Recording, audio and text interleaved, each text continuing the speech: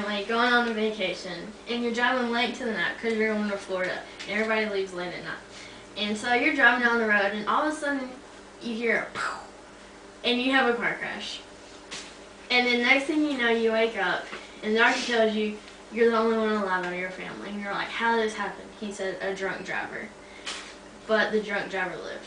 That is what normally happens most of the time when a drunk driver is driving and there's a wreck.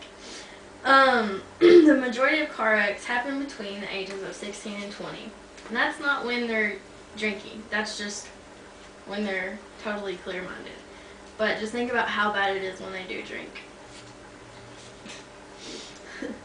Drinking and driving causes 1/3 of all traffic fatalities in the U.S., which that's pretty bad. In the year 2007, it caused 13,000 American deaths. With all these statistics and stuff, it says that every 40 minutes someone gets hit by or is involved in a drinking and driving accident. And it says 3 out of 10 Americans will be involved in a drinking and driving related accident. So with that, it's like 1.5 of you being hurt, but the drunk person still being alive and nothing's wrong with them at all. It says approximately 75% of all fatal crashes occur between 12 a.m. and 3 a.m. And that's just like, we live in like a college town. There's 3 colleges here, so no telling how many people are driving drunk, you know, late at night. And it always happens normally on the weekends, but I mean, again, we live in a college town.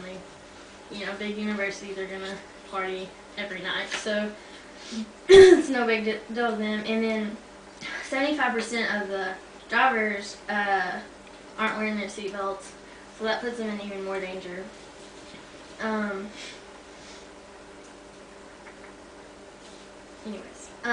And being on your cell phone, like texting or calling, they say it's statistically like the same blood alcohol content that it would be if you're drunk.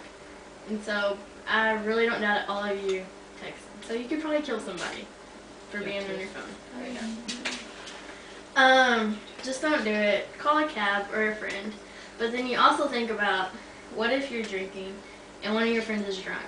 And so they call you to come get you, but you can't because you're drunk or you've been drinking and you can't drive. So that leaves them hanging completely.